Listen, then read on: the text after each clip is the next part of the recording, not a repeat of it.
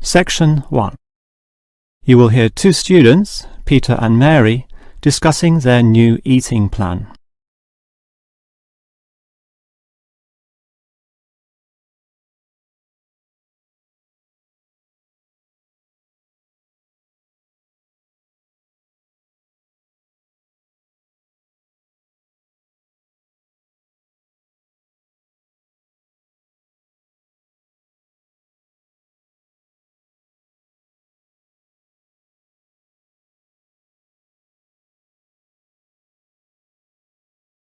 Now we shall begin. You should answer the questions as you listen, because you will not hear the recording a second time. Now listen carefully and answer questions 1 to 5. OK, Mary. I know I'm putting on weight with all my bad eating habits. That's right. Chocolate bars, pizzas, and all washed down with litres of soft drink. And with all the sugar in soft drink, I think we can say you're definitely overindulging, don't you think? I know.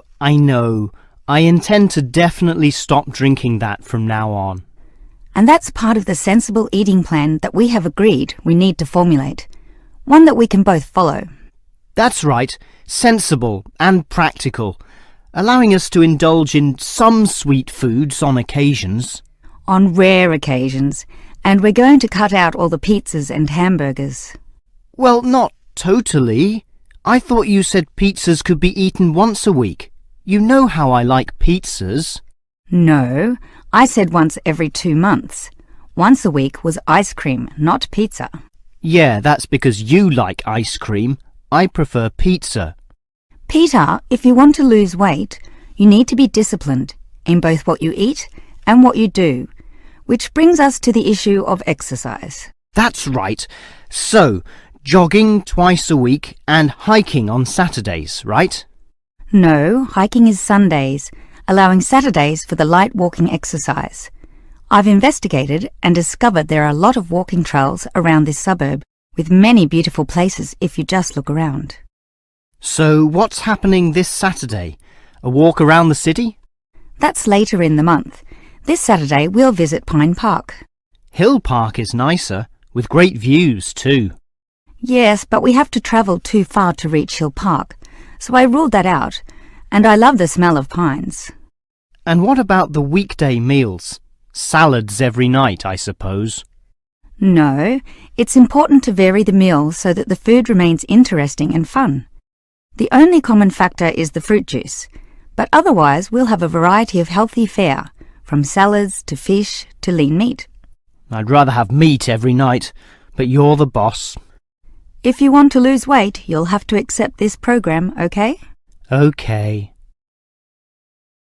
Before you hear the rest of the conversation, you have some time to look at questions 6 to 10.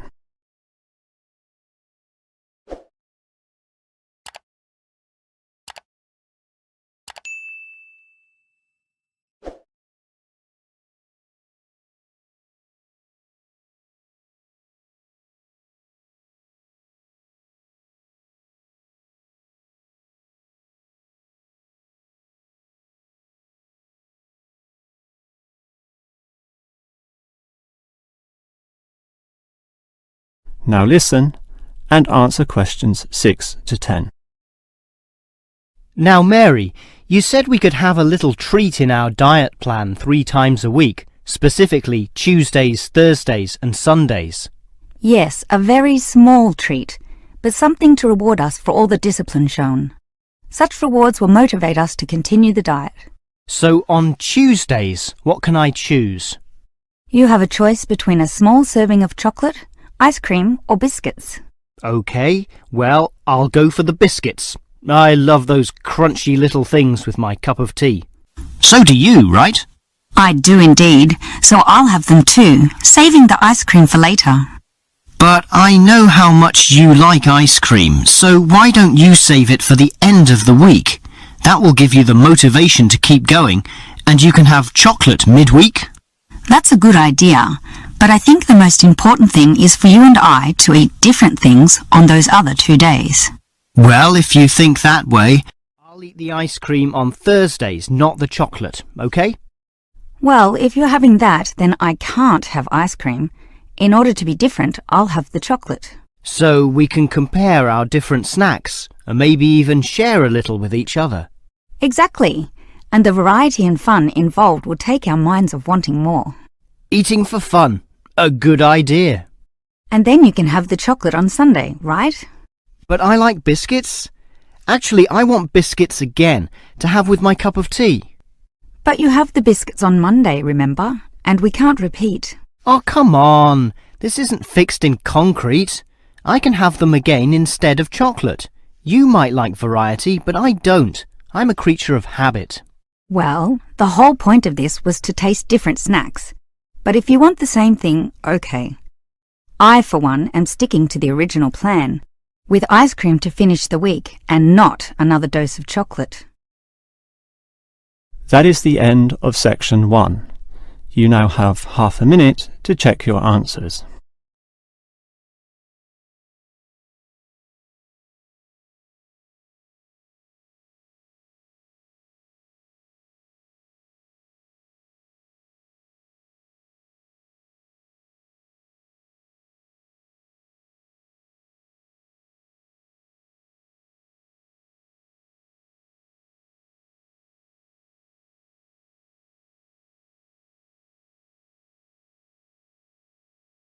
Now turn to section 2. Section 2. You will hear a childcare worker telling some mothers about the advantages of her centre. First, you have some time to look at questions 11 to 16.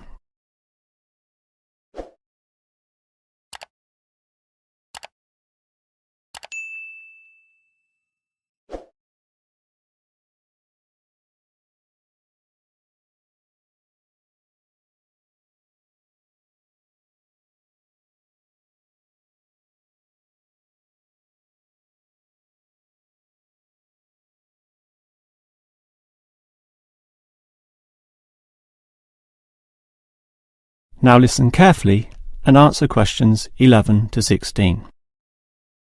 Hello everyone, and welcome to the Stanfield Childcare Centre. Now I know you're all new mothers and you like to cling to your children. You've certainly spent a lot of time raising them to the age of 4 and are perhaps reluctant to leave them here at our centre. Well, one of the first things you should understand is that here it is safe. Very safe. Look around and you'll see that every room has padded walls. Other centres have standard painted walls, but here we have invested a lot to ensure your children will not hurt themselves when running around and possibly tripping over. This padding extends around all corners. That is, the areas most likely to bruise and cut your active little child. So, you can rest assured that any accidents of a physical nature are not likely to happen here. Now, you don't want to dump your child at this centre and let them waste their time. You want them to learn, and that's one of the greatest assets of our establishment. Our staff are not only trained childcare workers, but all of them have a special skill which they can impart to your child. Whether it be teaching the ABC, some basic mathematics, artistic skills, or physical education. We are particularly known for our preschool literacy program, and have a wealth of learning toys specially designed to develop your child's potential. Of course, one concern many mothers have is that, in environments such as these, colds and flus and other viral nasties can be easily spread around. It's a very legitimate concern, and one which we take seriously, and we pride ourselves on our precautions. For a start, unlike most centres which clean with standard detergents, we disinfect every service at the end of every day, using a special disinfectant wash. Some places just wipe surfaces daily with a damp cloth, but not us, and that's just the start. We also physically check your children when they arrive every day, and if we feel your child is sick, we ask him or her to wear a face mask to ensure germs are not transmitted. If your child is noticeably sick, then we ask you to take them back home to recover. This might sound a little unkind, But we hope parents can understand that these measures are for the benefit of all. Before you hear the rest of the talk, you have some time to look at questions 17 to 20.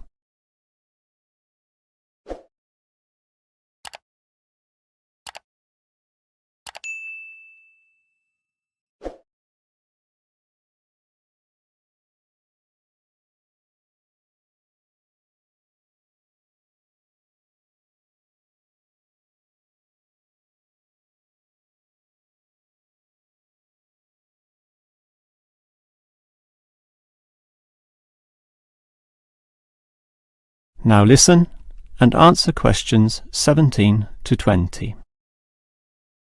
Now at Stanfield Childcare Centre, we have excellent childcare officers.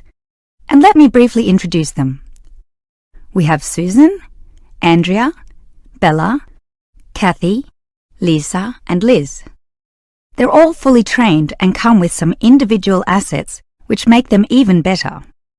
Bella, for instance, knows children very well, having worked here for 5 years, and Kathy has her own family, 2 little girls, so she can talk to you with first-hand knowledge of what it's really like to raise children. But getting back to Bella, she often relaxes here after work, spending long hours chatting to parents, as does Kathy in fact. But in terms of hours, nothing can compare to Andrea, who will sometimes spend the night here, staying in our overnight room. Why? Because this centre is very friendly and simply a great place to be. Bella, for example, used to be quite shy herself, but now is marvellous with the little kiddies, as outgoing as any of them. We let Kathy, though, deal with the particularly quiet and introverted children, since having her own family, she knows what can really bring them out. Of course, what better way to do this than with yummy homemade cakes, and Kathy often gets these from Bella, who can make some of the best in town. Yes, everyone here brings something special, which is why we're one of the best childcare centres in the business. That is the end of section 2. You now have half a minute to check your answers.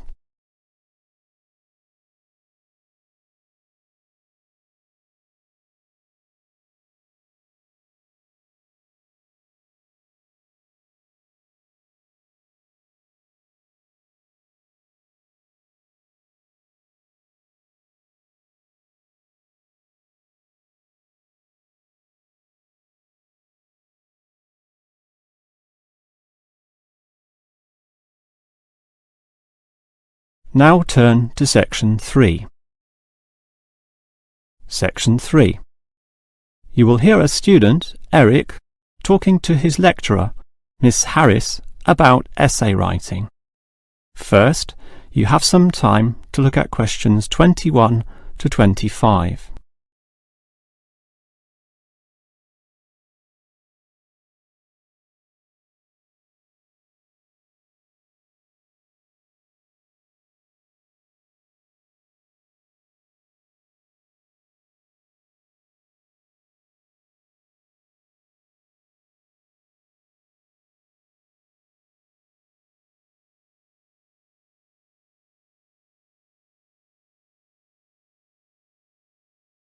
Now listen carefully and answer questions 21 to 25.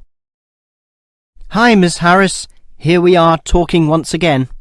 Well, I'm always willing to help out wherever possible. Is anything troubling you? Well, your advice last week about writing summaries was very useful, and I'm using these summaries a lot in order to prepare my final master's thesis. But you're having problems, right? Yes, I have a few issues to discuss. Obviously, I want a good essay, and I want to achieve high marks, but I'm not sure on the best way to start. That's an easy question. Start with a topic, but not one that I necessarily suggest, but one that you want to explore. You will always write better when doing so on a topic you are interested in, not one imposed upon you by others. Well, I'm interested in management theory. Then pursue that. However, that alone is far too broad. Break it into various current areas of discussion and relevance. Then look more carefully at one of them. Say, management and cultural differences, or management and motivation, or other aspects, such as the role of salary, group cohesion, or leadership. I would say I'm interested in group cohesion, that is, how people interact in the workplace. Well, that's a start, but you can't then just write planlessly without defining exactly what you intend to do within the area you've chosen. You'll have to think of a thesis, and this statement could be of several types. Such as what? Oh, you could argue a point, something that you believe in, or discuss an issue, looking at its various perspectives, or critique the opinions of others, pointing out the pitfalls and flaws. The thesis statement will make that very clear because it will say, in simple terms, what you intend to achieve in your essay. I see. And then I can just begin writing, right? Wrong. Huh? If your essay is going to be clear, it needs to be logical and organised, and this means you'll need an outline. This could be written as a flowchart or spider graph, that is, a series of connected lines. But whatever shape the outline takes, there must be a sense of progress in, more or less, a straight line towards a goal. And then my essay will be good? With such progression, definitely, as long as you do achieve everything that you set out to do, as specified in the beginning, okay? Before you hear the rest of the conversation, you have some time to look at questions 26 to 30.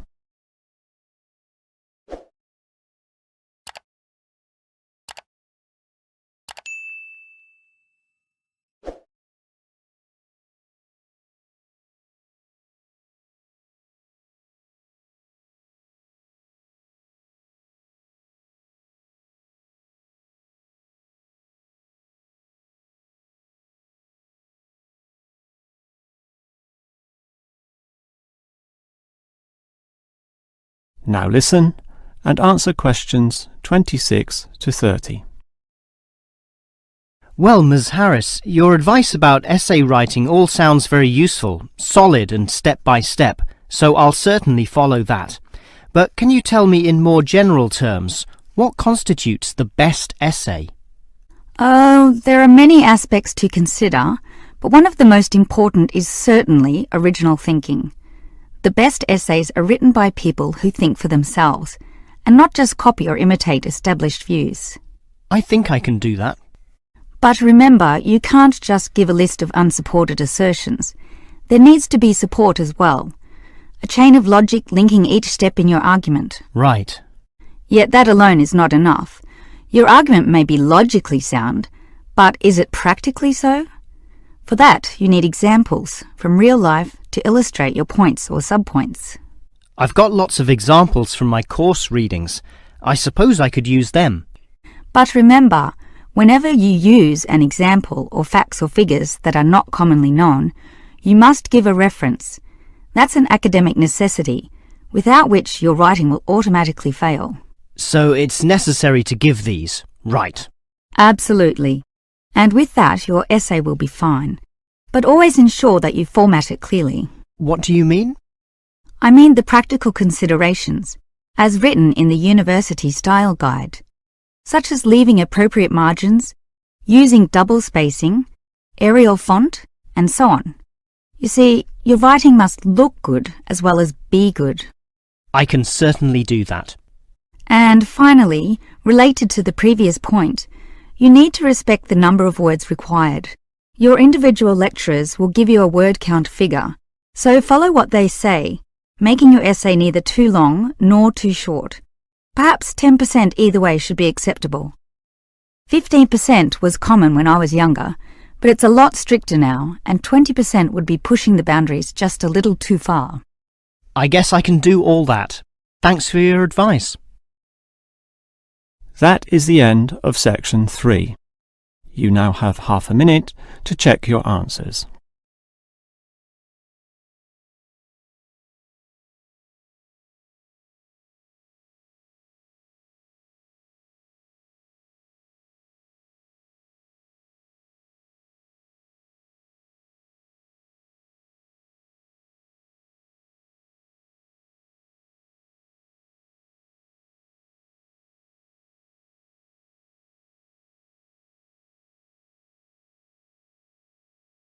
Now turn to Section 4. Section 4. You will hear a lecturer discussing the history of people's beliefs regarding whether the Sun or the Earth is at the centre of the solar system. First, you have some time to look at questions 31 to 33.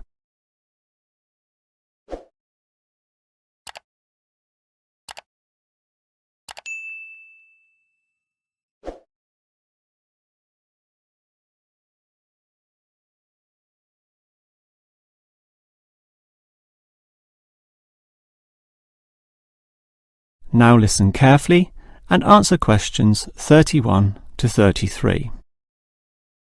When looking at the night sky, the stars appear to revolve around the Earth, rising in the east and disappearing in the west. The Earth itself seems solid, fixed and stable, and such common sense perception suggests that the Earth is the centre of the universe. This is known as geocentrism, with geo meaning Earth, and all pre-modern civilizations drew this conclusion. We now know, of course, that the Earth revolves around the Sun, and this is called heliocentrism, with helio meaning sun. But historically, it took quite a while for this to be deduced. As early as the 3rd century BC, an ancient Greek astronomer, Aristarchus of Samos, proposed heliocentrism, but received little support from his peers. Similarly, throughout subsequent history, isolated individuals proposed this new idea, but again, no one was listening. Geocentrism just seemed too logical to refute. Geocentrism also fitted the views of the established Christian Church, who could quote biblical passages such as, "The world also shall be stable, that it be not moved." Those who dared disagree were subject to accusations of heresy, often with dire punishments to follow. The trouble was, as the night sky was observed more closely, that simple revolution of the stars proved not so simple at all. In relation to the other stars, some steadily wandered in given directions, then sometimes reversed for months, and disappeared altogether. They were called planets, meaning wanderers. In addition, the position of the Sun and Moon altered slightly over the year, and comets, those mysterious glowing spots, would come and go. In order to predict the motion of the planets, and accurately serve the primary purpose of navigation for sailing ships, increasingly elaborate mathematical models were needed, a sure sign that something was not quite right. Before you hear the rest of the lecture, you have some time to look at questions 34 to 40.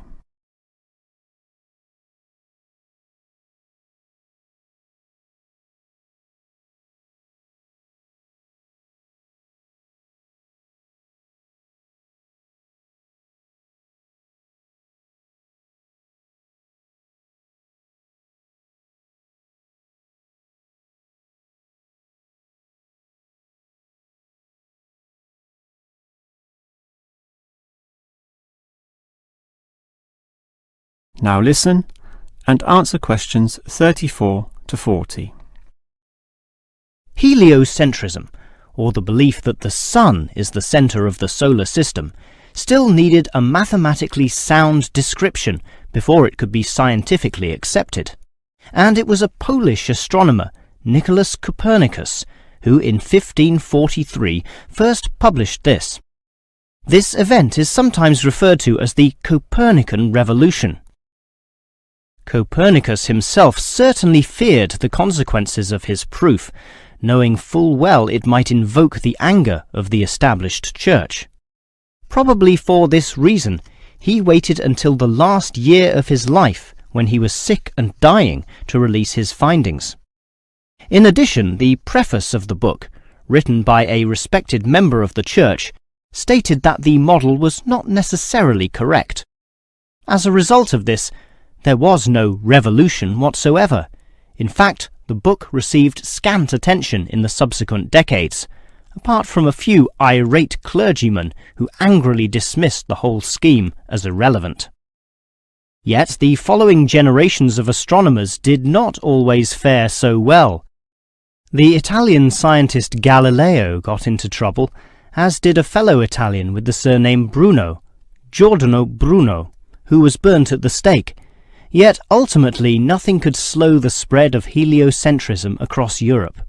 It formed the basis of Isaac Newton's great work on the motion of the planets, a work which implied that even the sun, around which the Earth circled, was itself in motion around a common centre of gravity.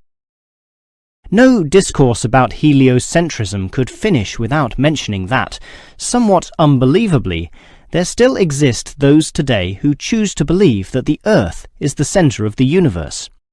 Modern geocentrism is usually the result of literal interpretations of the Bible, which is the cornerstone of these people's beliefs.